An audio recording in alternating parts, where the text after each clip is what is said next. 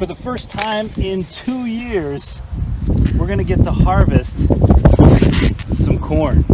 This might be the coolest ear of corn ever, and yes, it's all edible. Guten gardening, everybody. Well, I'm here at our community garden amidst all of this corn because it's time for us to go ahead and get a harvest in. And in today's video, I want to give you a little tour of what's going on in our community garden and talk about harvesting corn. For the last 2 years, we have struggled mightily trying to get corn to grow at our home garden, and so we decided this year that we would grow our main corn crop here at our community garden, and we planted 12 rows and 2 different varieties. Our spacing for the corn was a 2-foot row, so 2 feet of space across, and then at the base we had about 8 to 10 inches of space in between each. Now the first 8 rows that we planted are a variety called Sugar Baby Hybrid, and what you're going to notice about this is that the stand itself is not great. The overall performance in terms of germination of the seeds was probably about 65%, and that's even after I came through about 10 days after planting to reseed. The new ones just couldn't catch up. But the other 4 rows that we planted, which is a Wild Violet hybrid, did much better. They're actually taller corn, and overall the germination rate was much higher. Now I'm going to show you each variety. I'm going to do a comparison taste test of each variety as well. So the Sugar Baby is a white and yellow bicolor hybrid. Now, even though plant development was a little bit spotty, I will say that the development of the kernels on the ones that did mature, they look really nice.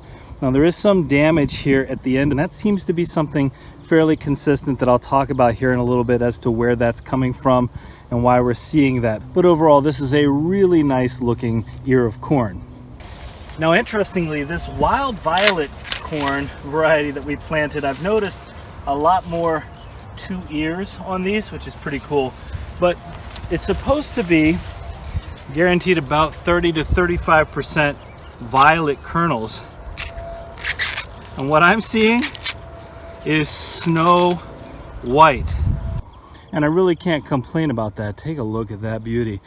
But at the same time, I expected to see some violet kernels, and I don't, so I'm not sure what's going on there. And when it comes to harvesting corn, typically you wait about 20 to 25 days after the silk starts to form. When it starts to turn brown, that means that the kernels inside shouldn't be too hard for you to eat. I'm going to show you a couple of the pests that I've noticed working on our corn. There are 2 primary pests we've been dealing with out here on our corn. The first one is this corn flea beetle. You can see it right here. They like to climb right into the top. You can sometimes find them right at the top below the silk here of the corn. There's another one crawling around right there. This is some typical damage that you would see here on the exterior leaves from those corn flea beetles, and a lot of times their main impact is on the seedling corn. So as it starts out, that young corn never gets the chance to develop because of these corn flea beetles. Well, fortunately for us, it seems like most of our corn's been able to develop, but we've got to get rid of these. And this is one of the things where, one of the reasons why I'm shucking all the corn here. I normally wouldn't do that, but I don't want to transport any of these critters, if I can help it, back over to our property. All right, folks, before I go any further, pop quiz. Is corn a fruit, a vegetable, a grain, a grass? What is it? Let us know in the comments what you think.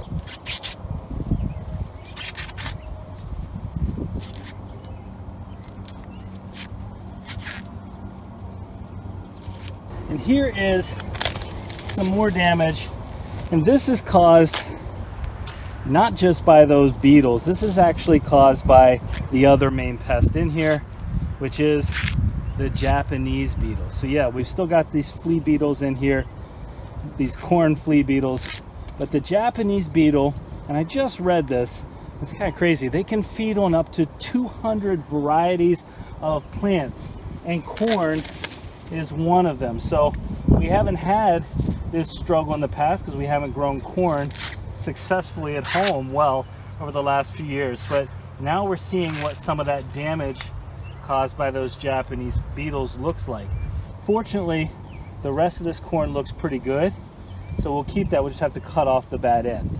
Here's a great example of what those Japanese beetles do. They come right up to the top, right where the silk is, and they start working their way in to the ear of corn. Look at that. There's cucumber beetles in there.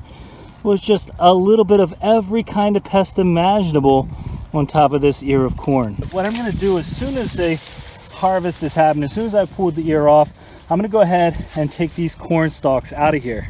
Now, if I was at home, I would cut this into small pieces, probably using my lawnmower and compost it. But again, we're not really interested in bringing these pests that might be on here back to our property. So we have a compost pile over here. We're just going to throw these all on. Hey, remember those mini corns that you could get in your salads? I think I just got one.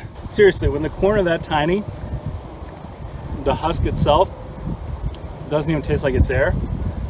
You can eat the whole thing. Now, one of the other reasons why we stopped growing corn at home this year was because we were getting a lot of what I have on this corn cob, which is something very delicious, but it's not something we were trying to grow again this year. This year we wanted corn and not Huitlacoche. With that being said, this is Huitlacoche. For those of you who've never seen this before, we did a video where we talk all about this. So I'm going to put a link to that video in the description so you can see this is really tasty. A lot of people call it corn smut or corn fungus. But basically we have all these corn galls that are brought to you by a fungus. And I think the reason we got this year is when you have a lot of dry weather followed by a whole bunch of rain. And this summer we've had very sporadic rain, but when it's come, it's been after a long dry spell, and then it's really pumped in.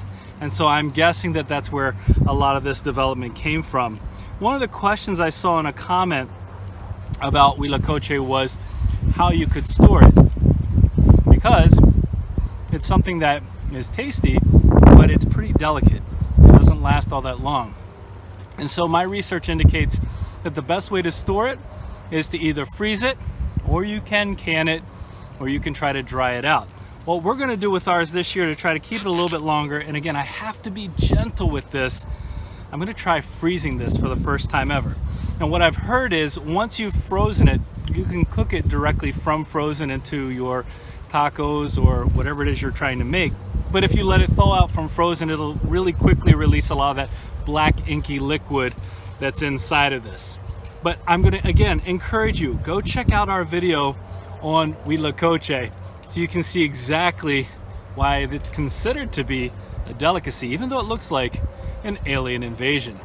In my opinion, the taste is like a cross between corn and a mushroom. It's a very unique taste. And one thing we don't want to do is to leave our corn on for too long, because if we do that, all the wonderful sugar inside these kernels will turn over to starch and you'll get these really hard kernels. So that's not something we want to happen. We want to harvest them while they're still nice and soft and sweet. All right, how do you like to preserve your corn? Ever since I was little, the way we've done it is to blanch this in boiling water, and then we come along and we cut off the corn and we freeze it. And one of the things that I love to do is to take a knife and scrape some of that juice, that pulp that's left over inside. I think it just makes the corn that we freeze that much sweeter. How about you? How do you preserve your sweet corn for the winter? While I'm finishing up that harvest, let's take a look at some of the other parts of our garden here. Here you see all of our winter squash growing in here. It's finally starting to take off. And one of the things that I've noticed about this is all it takes is a little bit of rain to get these really going, and they're finally flowering in here. You see some of the male flowers right here. Looks like a cucumber beetle as well. Don't like those. But then back in here, there you go. There's just some of the female flowers here. So that's where our fruit is going to come from. We have a lot of different variety in here. Oh, there we go. Here's a Canada crookneck right there. Just getting started. We put some delicata in here, some Canada crookneck, and some butternut squash as well. But after growing Canada crookneck last year, we figured out that that was definitely our favorite. It's such a sweet, delicious winter squash. All right, I've got this corner of my sweet potatoes weeded, and one thing I've noticed, they're growing all right. They're spreading. This vine's maybe 3.5 feet long or so, but they're definitely not as vigorous as the ones at our house. And the other thing I'm noticing is something is coming in and eating off the tops of some of these leaves, which is not going to help with production. I'm not sure what that is. All right, the last thing I want to do is to show you an almost unrecognizable plant. This is a purple potato, and we planted about a half a dozen or so in here, but these are our experiment to see how potatoes would do in our community garden, and they look horrible. And the reason they look horrible is because, unlike at home, there is a massive number of Colorado potato beetles here, and we went from healthy plants to devastation in the span of a week. I think they got the best lunch they've had in a long time. So we'll see what's actually left over for these potatoes once we try to harvest. So I ended up only harvesting the first 5 rows, which are actually our least productive rows. And I'm going to show you what that harvest looks like after I get home. And I'm also going to do the taste test after I get home. All right, we are back at home, and I've got 1 ear of each of the 2 varieties that I harvested. Again, this is the wild violet hybrid. It's what it said on the package. I don't know why it's white, but I'm going to sample it, and then we have our bi-color corn as well. So let's get a quick taste of these 2 to see how they compare. But let me quickly show you the harvest. We ended up getting about 18 cups of corn already prepared, and a nice bag of the Huitlacoche as well. Now I am eating these raw, in case you're wondering. Yes, you can eat corn raw. Let's start with the wild violet hybrid.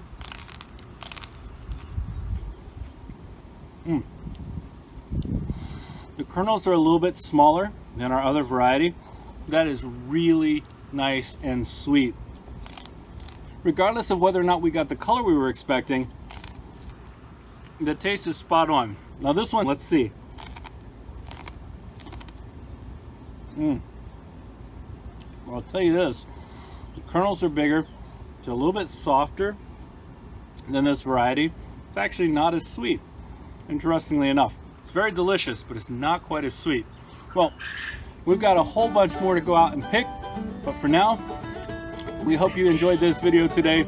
If you did enjoy this video, don't forget to give us a like, leave us a comment, remember to share and subscribe, and most importantly, remember, when you're with us, you are good to grow.